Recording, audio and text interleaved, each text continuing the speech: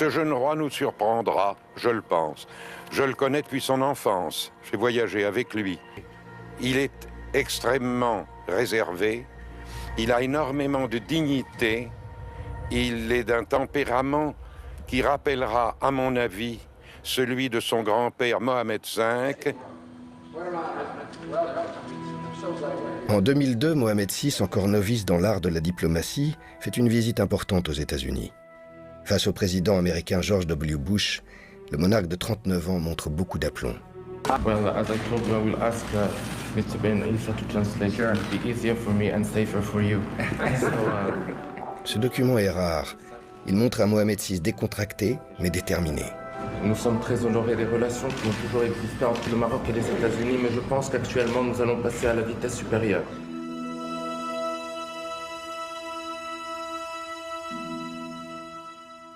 Mohamed VI est un chef d'État qui ne donne aucun entretien, ni aux médias marocains, ni à la presse étrangère. Ce roi qui tient tête au grand de ce monde, craindrait-il l'exercice de l'interview? C'est pas un roi qui va être très expansif devant les médias. Alors, il y a les papiers glacés, on fait des reportages, il accepte de se laisser photographier, mais c'est pas un roi qui va commenter l'actualité. Mohamed VI est discret. Mohamed VI préfère s'adresser aux Marocains par des discours fleuves, où il présente sa vision et ses priorités. Les discours du roi sont des moments rituels de très grande pédagogie. Il les veut très pédagogiques, ces discours. C'est là où il passe ses messages. Entre les deux, c'est au gouvernement de communiquer. Mohamed VI ou le roi vintage. Il a toujours refusé l'utilisation du prompteur proposé par ses collaborateurs. Par ce refus de la technologie, il affirme un principe inaltérable. Un roi n'est pas un président. D'abord, il y a une différence fondamentale, c'est que le maître du décorum en France n'est que provisoire. Le maître du décorum au Maroc, il a des siècles d'histoire. Et des siècles qui font la différence. Il n'y a pas de remise en cause de ce qu'il est. Il peut, lui, laisser son empreinte, et par définition, c'est d'autant plus facile au Maroc que le roi est également commandeur des croyants. Le roi n'est pas un président. Dans l'entourage de Mohamed VI, une formule s'impose. On ne met pas le roi en équation. Et si vous n'étiez pas prince héritier, quel métier auriez-vous aimé faire? J'aurais aimé être pilote. Pilote de voiture? Non, d'avion. D'avion. Mohamed VI ne sera jamais pilote de ligne, mais il va conduire la transformation de son pays tambour battant. Le premier voyage au Maroc, la modernité telle qu'on la voit maintenant, n'existait pas. Il y avait certaines villes avec les chèvres encore au milieu des voies de passage. Le Maroc est devenu la 5e puissance africaine avec un produit intérieur brut qui atteint les 140 milliards de dollars. Il y a des autoroutes, il y a un TGV, il y a des extensions, il y a des aéroports. Il y a un roi qui a su aussi lancer des grands chantiers d'évolution. L'ambition du Maroc est grande. Nous voulons avoir des champions nationaux dans l'industrie, dans la logistique, dans l'agro-industrie, les énergies renouvelables. Et la certitude, c'est que ni le secteur privé seul, ni le secteur public seul peuvent le faire. Ce qui est extrêmement important dans le moment actuel, c'est que ces deux mondes qui, quelquefois, étaient face à face, aujourd'hui sont côte à côte. Business first. Mohamed VI veut créer les conditions idéales pour améliorer le climat des affaires. Je pense que l'environnement d'investissement est un élément fondamental dans le choix qui est fait par les talents pour investir et pour s'installer. Nous avons des accords de libre-échange avec presque plus de 50 de pays, qui fait du Maroc une plateforme exceptionnelle. Nous avons des infrastructures de première classe, le port de Tangemed, qui est parmi les 10 plus grands ports du monde. Nous avons surtout des énergies renouvelables qui sont produites à bas prix. Nous avons un capital humain qui est performant et surtout une stabilité économique. L'inflation, on a pris si on prend sur 10 ans, l'inflation ne dépasse pas 3%.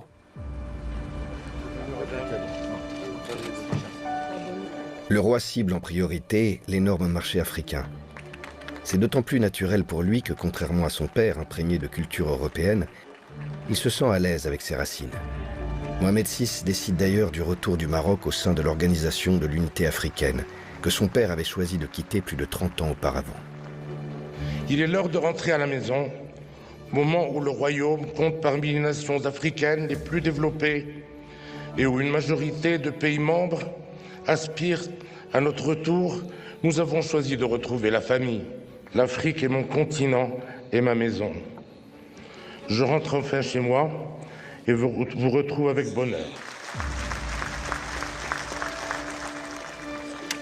Le retour sûrement à l'Union africaine a été un message extrêmement fort. Donc le retour à la maison, de dire nous sommes au centre de ce continent, nous voulons le développement de notre pays, mais nous ne pouvons pas y arriver seuls sans une intégration régionale, sans, on va dire, un développement de l'ensemble du continent.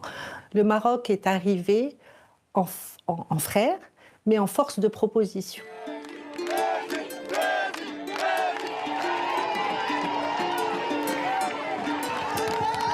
Et pour accompagner cette politique, qu'est-ce qu'il fait? Il lance des grandes caravanes.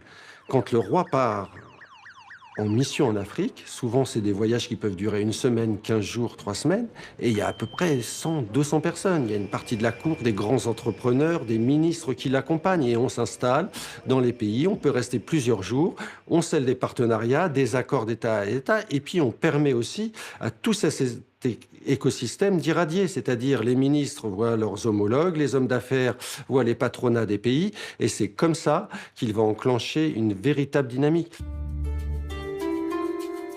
Cet essor économique se dote d'une vitrine, la première voiture marocaine baptisée Nao.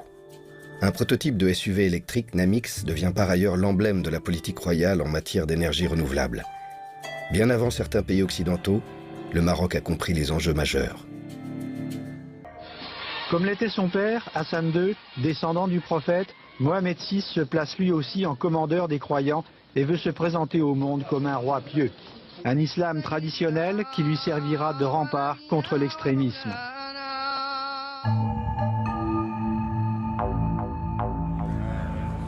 Mohamed VI, considéré comme le descendant du prophète Mahomet par des millions de musulmans, tend la main aux autres religions. À la fois chef d'État et chef spirituel. Il est le commandeur des croyants. Un titre à la signification méconnue. C'est inclusif, ce n'est pas seulement les croyantes et les croyants de l'islam, mais c'est les croyantes et les croyants des autres confessions aussi, notamment judaïques. Cette spécificité a induit le fait qu'il y a une complémentarité dans ce qu'on appelle le champ religieux. Cet islam modéré et ouvert, dit du juste milieu, s'inscrit dans la longue tradition alaouite incarnée aujourd'hui par Mohamed VI. L'apport des affluents hébraïques est d'ailleurs gravé dans la constitution marocaine. Cette approche du juste milieu, me semble, est une approche positive et compatible, je le redis, avec le principe d'un pays laïque. C'est la seule constitution d'un pays arabe où il y a la reconnaissance des chrétiens et des juifs, et c'est le seul État arabe où la référence, chaque fois qu'on demande quelque chose au gouvernement marocain, c'est de dire la fameuse formule de Mohamed V pendant la guerre, disant aux Allemands et aux autorités de Vichy, lui demandant de donner les noms et de livrer les Juifs du Maroc, et Mohamed V répondant, dans ce pays, il n'y a pas de Juifs, il n'y a pas de chrétiens, il n'y a pas de musulmans, il n'y a que des Marocains. Et c'est une tradition qui continue. L'onde de choc propulse au gouvernement le parti Justice et Développement, gagnant des élections législatives en 2011. Le PJD se définit comme un parti islamiste modéré. Ça fait plus de 15 ans que le PJD est sur la scène politique nationale à travers le Parlement et les communes et les positions politiques qu'il n'a pas cessé de prendre. Aujourd'hui, nous sommes en train de récolter la confiance que le peuple marocain nous accorde, c'est tout. A reçu en début d'après-midi à Midelt M. Abdelillah Benkiren, secrétaire général du Parti de la Justice et du Développement, que le souverain a nommé chef du gouvernement conformément aux dispositions de la nouvelle constitution et l'a chargé de former le nouveau gouvernement. Une vraie politique, la même politique qu'il a eu aussi dans d'autres domaines sectoriels. On fait revenir les meilleurs ingénieurs, on va à la City de Londres pour faire revenir des financiers aux États-Unis. Et bien on va appliquer la même politique dans le domaine du sport. Le parcours des Lions de l'Atlas déclenche une ferveur dans le monde arabe et en Europe. Un mois après le tremblement de terre de Marrakech du 8 septembre 2023, le Maroc organise les assemblées générales de la Banque mondiale et du FMI dans la ville même du séisme. Une prouesse technique et politique exigée par le roi Mohamed VI, qui veut une démonstration de force. Bruno Le Maire, alors ministre français des Finances, a participé au sommet. Vous avez tous les États membres du FMI, vous avez les pays du G7, les pays les plus riches de la planète, vous avez tous les pays du G20. Donc ce sont des moments extrêmement importants, pas simplement du point de vue économique et financier, mais aussi du point de vue politique. Adossé à un événement international d'une telle ampleur, Mohamed VI peut déployer ses canaux diplomatiques. Sur l'échiquier politique international, le Maroc, avec son roi Mohamed VI, est aujourd'hui un acteur puissance. Il se perçoit comme une puissance africaine et il vise également à contribuer à certaines grandes initiatives internationales. Aujourd'hui, on est sorti d'un Maroc qui a simplement 2 alliés et regarde principalement Paris ou Washington, mais on a un Maroc qui parle à la Chine. Et ensuite, il a posé de manière maintenant de plus en plus précise quelque chose de très simple. Soit, effectivement, vous êtes avec moi, soit vous n'êtes pas avec moi. Environ 80 pays membres de l'ONU se rangent à la position de Rabat. Il s'agit maintenant pour le Maroc de rendre irréversible ce processus sur le terrain. Le roi lance de grands travaux d'équipement. Je pense que ce qui est important en termes d'économie, ce sont les investissements que le Maroc n'a cessé de faire dans ces régions. Les infrastructures sont impressionnantes. Le Maroc a investi dans les routes, dans les autoroutes, dans les aéroports. Quand on compare les investissements qui sont totalement financés par l'État, elles sont totalement en faveur des populations. Pendant des années, la France a été enlisée dans les sables du Sahara occidental, accrochée à une position qualifiée de médiane. En clair, ne pas soutenir le Maroc pour ne pas contrarier l'Algérie. Mais au cœur de l'été 2024, coup de théâtre. Emmanuel Macron s'aligne sur la position du Maroc. C'est la fin d'une longue brouille entre les deux pays, alimentée par un désaccord fondamental. 15 pays européens ont accepté de dire le Sahara est marocain, et la France, ancienne puissance tutélaire, amie du Maroc, ne l'a toujours pas fait. Et là, pour les Marocains, c'est incompréhensible. Le journaliste François Soudan révèle ce que le roi du Maroc dit aux dirigeants étrangers lorsqu'il aborde ce sujet. Si vous êtes avec moi, il ne faut pas faire comme les Français. Il faut faire comme les Espagnols, les Allemands, les Américains. Pas faire comme les Français, c'est-à-dire que les Français disent que le plan d'autonomie marocain est une solution crédible pour l'avenir du Sahara. Non, il ne faut pas dire ça. Il faut dire que c'est la solution, la plus crédible. Tant que votre wording n'a pas évolué, on aura un problème, vous et nous. C'est sur ce terrain miné que la tension entre la France et le Maroc va prospérer. Emmanuel Macron, dans le viseur des services secrets marocains, potentiellement ciblé par un logiciel espion nommé Pegasus. A-t-il été écouté, surveillé via son téléphone portable? Une certitude, l'un de ces numéros apparaît sur une liste de plus de 50 000 numéros, dont plusieurs milliers de Français. Des numéros sélectionnés par divers pays étrangers en vue d'être espionnés par une technologie développée par NSO. L'Élysée a réagi ce soir après ces révélations. Si ces faits sont avérés, ils sont très graves. Toute la lumière sera faite sur ces révélations. Mon sentiment personnel est que le Maroc, comme toutes les puissances en devenir ou moyennes ou grandes puissances, a une politique de renseignement très efficace. Et je pense personnellement qu'elle fait le maximum pour recueillir le maximum d'informations sur tout ce qui peut avoir attrait à sa puissance, à son influence. Au téléphone, les deux dirigeants s'écharpent littéralement. Emmanuel Macron veut que Mohamed VI reconnaisse son implication personnelle dans l'opération d'écoute dont il a été la cible. La tension touche à son paroxysme. Le président français tente de calmer le jeu lors d'une conférence de presse consacrée à l'Afrique qui a lieu à l'Élysée le 27 février 2023. Moi, ma volonté est vraiment d'avancer avec le Maroc. Sa Majesté le Roi le sait, nous avons eu plusieurs discussions. Les relations personnelles sont amicales, elles le demeureront. Il y a après toujours des gens qui essaient de monter en épingle des péripéties. Les scandales au Parlement européen, les sujets d'écoute qui ont été révélés par la presse. Est-ce que c'est le fait du gouvernement de la France? Non. Est-ce que la France a jeté de l'huile sur le feu? Non. Voilà. Donc il faut avancer malgré ces polémiques, mais enfin sans en rajouter. Et la relation du palais est venue immédiatement pour dire les relations entre Mohamed VI et Emmanuel Macron ne sont ni bonnes ni amicales, de manière claire.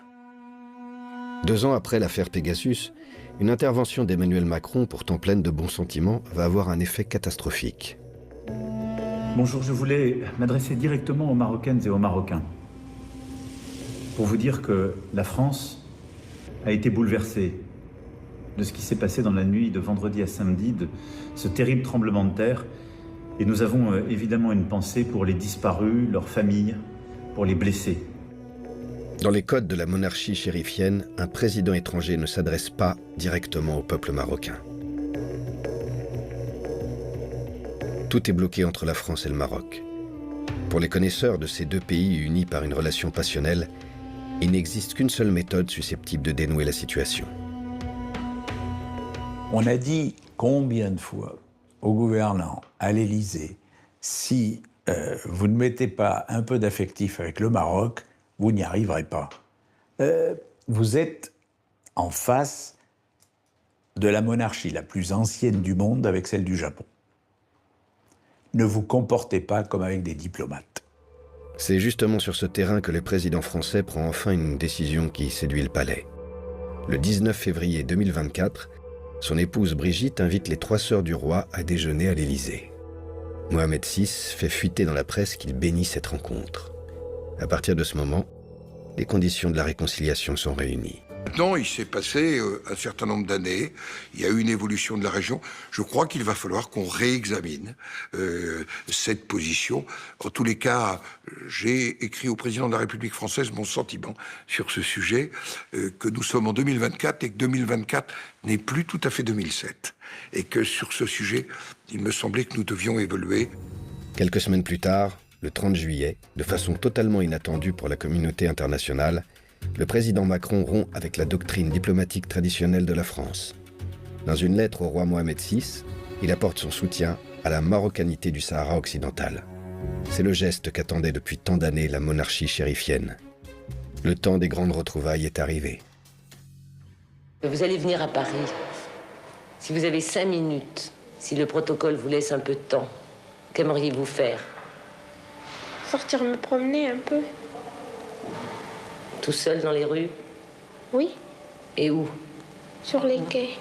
50 ans après cette confidence, Mohamed VI continue d'écouter sa voix d'enfant.